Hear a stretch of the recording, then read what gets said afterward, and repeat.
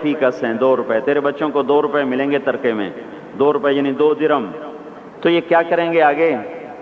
ان کا تو نے کچھ نہ بنایا، تو زہر نے اثر کر لیا تھا، کہنے لگے مجھے بٹھا دو، مجھے بٹھا دو۔ تو انہیں بٹھا دیا، کہنے لگے بات سنو، میں نے ان کو حرام کوئی نہیں کھلایا اور حلال میرے پاس تھا ہی نہیں، تو لہٰذا میں اس کا مکلف ہی نہیں ہوں کہ ان کے لیے جمع کروں۔ وہ کہنے لگے 1,00,000 روپیہ میں دیتا ہوں، میری طرف سے بچوں کو ہدیہ کر دو۔ کہنے لگے وعدہ کرتے ہو؟ کہنے لگے ہاں وعدہ کرتا ہوں۔ کہنے لگے اچھا ایسا کرو، جہاں جہاں سے ظلم اور رشوت سے تم نے یہ پیسہ اکٹھا کیا نا، ان لوگوں کو واپس کر دو، میرے بچوں کو تمہارے پیسے کی ضرورت کوئی نہیں۔ پھر کہا میرے بچوں کو بلاؤ، وہ سب کو بلا لیا۔ تو اس کے بعد ارشاد فرمایا اے میرے بیٹو، میرے سامنے 2 راستے تھے، ایک یہ تھا میں تمہارے لیے جمع کرتا دولت، چاہے حلال ہوتی چاہے حرام ہوتی، لیکن اس کے بدلے میں دوزخ میں جاتا۔ دوسرا راستہ یہ تھا میں تمہیں تقوی سکھاتا، اللہ سے لینا سکھاتا، خود جنت میں جاتا۔ میرے بچوں، میں تمہارا باپ دوزخ کی آگ نہیں برداشت کر سکتا، لہٰذا میں نے تمہیں حرام نہیں کھلایا نہ حرام جمع کیا، میں نے تمہیں دوسرا راستہ سکھا دیا ہے تقوی والا، جب کبھی ضرورت ہو میرے اللہ سے مانگنا، میرے اللہ کا وعدہ ہے وَهُوَ يَتَوَلَّى الصَّالِحِينَ کہ میں نیکوں کا دوست ہوں، نیکوں کا والی ہوں۔ اگر پھر اپنے ثالثے کا مسلمہ، اگر یہ میرے بیٹے نیک رہے تو اللہ انہیں ضائع نہیں کرے گا، اور اگر یہ نافرمان ہوئے تو مجھے ان کی ہلاکت کا کوئی غم کوئی نہیں ہے۔ پھر اس زمین آسمان نے وہ دن دیکھا کہ اموی شہزادے مسلمہ کی اولادیں اور سلیمان بن عبد الملک کی اولادیں، جو ایک ایک بچے کے لیے اس زمانے میں 10-10 لاکھ درہم چھوڑ کے مرے، ان کی اولاد مسجد کی سیڑھیوں پہ بیٹھ کے بھیک مانگا کرتی تھی، جیسے ابھی جمعے کے بعد بھکاری یہاں بھیک مانگیں گے۔ اور عمر بن عبدالعزیز کی اولاد، وہ ایک ایک مجلس میں 100 گھوڑے اللہ کے نام پہ خیرات کیا کرتے تھے۔ ہم تاجر بعد میں ہیں، مسلمان پہلے ہیں، ہم افسر بعد میں ہیں، مسلمان پہلے ہیں، کسی بچوں کے باپ بعد میں ہیں، مسلمان پہلے ہیں، کسی بیوی کے خامد بعد میں ہیں، مسلمان پہلے ہیں، کسی بچوں کی ماں و عورت بعد میں ہے، مسلمان پہلے ہے، کسی کی بیوی بعد میں ہے، مسلمان پہلے ہے۔ اللہ کو راضی کرتے ہوئے سب کچھ قربان کرنے کا حکم ہے، یہ نہیں ہے کہ اپنی خواہش پہ حکم قربان ہو، ہمیں یہ حکم ہے کہ میرے حکم پر اپنی خواہش کو قربان کرو۔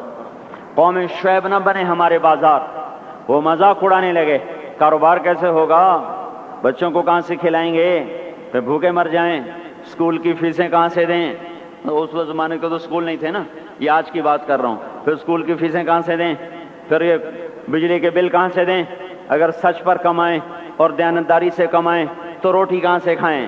یہی شعیب علیہ السلام کی قوم کا جواب تھا، پھر کہاں سے کھائیں، پھر کہاں سے کمائیں، تو چپ کر کے اپنے نفل پڑھا کیا کر، اپنی اللہ اللہ کیا کر، ہمارے کاروبار میں دخل نہ کیا دیا کر۔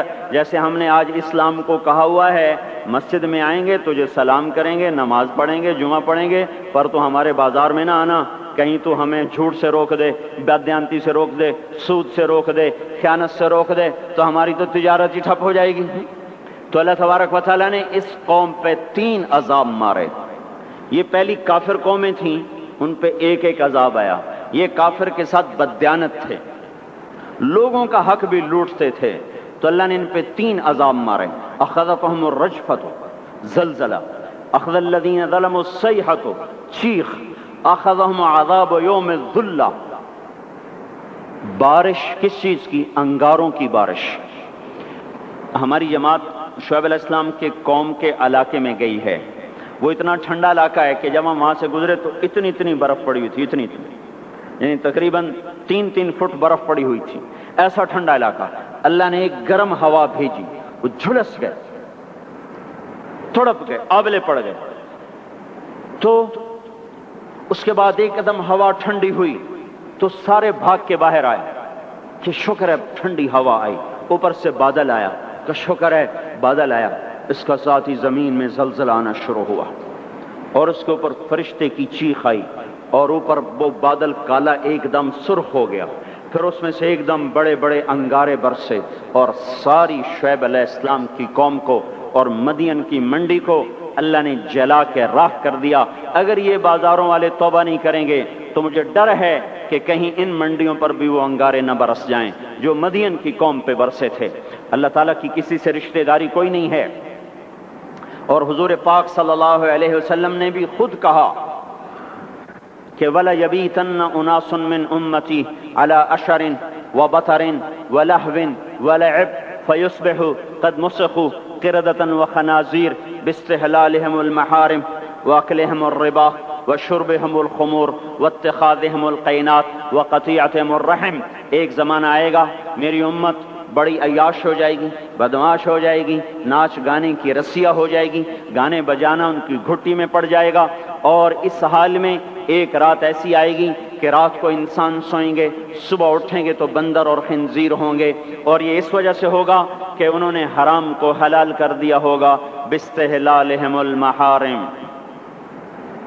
انہوں نے حرام کو حلال کر دیا ہوگا، وَأَكْلِهِمُ الرِّبَا، اور سود کو ڈٹ کے کھاتے ہوں گے، وَلُبْسِهِمُ الْحَرِيرَ، اور مرد ریشم پہنیں گے، سونے کی انگوٹھیاں، سونے کی چینیں نوجوانوں نے گلے میں لٹکائی ہوئی، سونے کی چین، سونے کی انگوٹھی، یہ کون سی لذت ہے اس انگوٹھی کے پہننے میں جو اللہ کو بھی للکارا ہوا ہے اور اس کے رسول کو بھی للکارا ہوا ہے۔ آپ نے ایک دفعہ ارشاد فرمایا کاش میری امت کے نوجوان ریشم استعمال اور سونا استعمال نہ کریں، یا لیت امتی لم تلبس الذہب، کاش کہ میری امت سونے کا استعمال مت کرے۔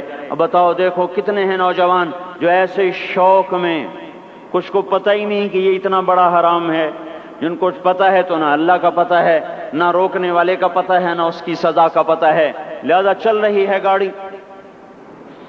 تو یہ کس پہ ہوگا کہ حرام کو حلال کر دیں گے، سود کو کھائیں گے، ریشم پہنیں گے، سونا پہنیں گے، شراب پئیں گے اور گانے بجانے میں مست ہو جائیں گے، اور رشتے ناتوں کا لحاظ ختم ہو جائے گا، ماں باپ کی تمیز ختم ہو جائے گی، بھائی بہن کی تمیز ختم ہو جائے گی، بڑے چھوٹے کا وقار ختم ہو جائے گا۔ جب یہ ہوگا تو یہ بھی ہوگا کہ یہ بندر اور خنزیر بنا دیے جائیں۔ اور یہ تو قرآن کہہ رہا ہے، وہ اللہ کا رسول جو ساری امت کے لیے روتا روتا روتا دنیا سے اٹھ گیا، اور ایسا رویا کہ کوئی نبی نہ رویا، ایسا تڑپا کہ کوئی نبی نہ تڑپا، کہ اللہ کو ہزاروں دفعہ تسلیاں دینے کے لیے جبریل بھیجنا پڑا، قرآن بھیجنا پڑا کہ آپ اتنا غم کیوں کرتے ہیں، آپ اتنا کیوں روتے ہیں۔ ایک دفعہ میں نے وہ آیات جمع کی تھیں جن میں اللہ تعالیٰ نے اپنے نبی کو تسلی دی ہے، وہ اتنی بن گئیں کہ ان کو لکھنا مشکل ہو گیا میرے لیے۔ وہ 100 سے زیادہ آیات بنتی ہیں جس میں اللہ تعالیٰ تسلی دے رہا ہے، لعلک باخع نفسک الا یکونوا مؤمنین، لعلک باخع نفسک علی آثارہم ان لم یؤمنوا بهذا الحدیث اسفا فلا تذهب نفسك عليهم حسرات ما أنت عليهم بوكيل لست عليهم بمسيطر ما أنت عليهم بجبار من كفر فلا يحزنك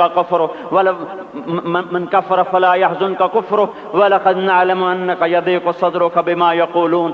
اس قسم کی آیات جن میں اللہ کہہ رہا ہے میرے حبیب اتنا غم نہ کر، اتنا غم نہ کر، اس قدر غمگین اپنی امت کے لیے، اس کے باوجود آپ کا گلہ قرآن ہی میں سن لو، جب ایسے نافرمان جو کبیرہ گناہ کرتے کرتے مر گئے، اس بددیانتی میں، شرابوں کے پینے میں، نماز کے چھوڑنے میں، کبیرہ گناہوں میں غرق ہو کے مر گئے، تو یہی اللہ کا رسول جو ہمارے لیے رویا بھی اور تڑپا بھی، یہ نا فلا تذهب نفسک علیہم حسرات، یہ آیت اس مضمون میں ایسی زبردست آیت ہے کہ اس کو اردو زبان میں منتقل نہیں کیا جا سکتا، کہ جو اللہ تعالیٰ نے آپ کے اندر کے سینے کا غم، حسرات، اور فلا تذهب نفسک علیہم حسرات، ان الفاظ میں جو اللہ نے اپنے محبوب کے سینے کا غم بیان کیا ہے، اللہ کی قسم کوئی زبان اس کا ترجمہ نہیں کر۔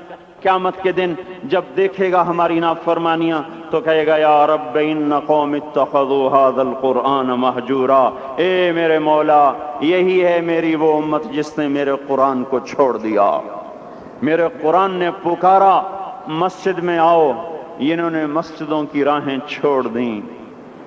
مجھے بتاؤ یہ اتنا مجمع کہاں سے آ گیا ہے؟ یہ اس میں سے 1/3 باہر سے آیا ہوگا، یہ 2/3 تو سارا گلستان کالونی کا ہے، ان کے قدم باقی 5 نمازوں میں کیوں نہیں اٹھتے؟ یہ کہاں چلے جاتے ہیں؟ کیا یہ اللہ کی دھرتی پہ 8 دن نہیں رہتے؟ کیا یہ صرف 8ویں دن اللہ کا رزق کھاتے ہیں؟ کیا یہ صرف 8ویں دن اللہ کا پانی پیتے ہیں؟ کیا یہ صرف 8ویں دن اللہ کی ہوا کے ٹنوں ٹن اپنے پھیپھڑوں میں لے جاتے ہیں؟ کیا یہ صرف 8ویں دن اللہ کے دیے ہوئے نور سے دیکھتے ہیں؟ کیا یہ صرف 8ویں دن اپنے کانوں سے سنتے ہیں؟ کیا یہ صرف 8ویں دن اپنے جسم کی نعمتوں سے فائدہ اٹھاتے ہیں؟ کیا یہ صرف 8ویں دن سورج کی روشنی سے نفع اٹھاتے ہیں؟ کیا یہ صرف 8ویں دن تاروں کی جھلملاہٹ سے نفع اٹھاتے ہیں؟ کیا یہ صرف 8ویں دن اپنے بھی بچوں کے ساتھ بیٹھتے ہیں؟ اس پتھر دل کو کیا ہوا؟ کیوں نہیں اس کے دروازے پہ دستک پہنچتی؟ یہ کیوں ویران ہو گئے؟ ایسے تو پتھر بھی سخت نہیں۔ عطا اللہ شاہ بخاری کہا کرتے تھے، اے ہندوستان والو، تمہیں اتنا قرآن سنایا کہ میں سر کو سناتا تو صبا بن جاتی، میں پتھروں کو سناتا تو موم ہو جاتے، میں دریاؤں کو سناتا تو طوفان تھم جاتے، اور میں موجوں کو سناتا تو ان کی طغیانی رک جاتی۔ پتہ نہیں تم کس مخلوق، کس چیز سے بنے ہو، کس خمیر سے بنے ہو، تمہارے سینوں میں دل نہیں ہے، پتھر ہیں، اور پتھر سے بھی زیادہ کوئی سخت ہے۔ اشد قسوة من الحجارہ، پتھر بھی اللہ کی ہیبت سے لرزتا ہے اور کانپتا ہے، پر تم کون سے انسان ہو؟ کیسے سینوں میں دل لیے پھرتے ہو کہ 5 دفعہ اتنا بڑا بادشاہ تمہیں پکارے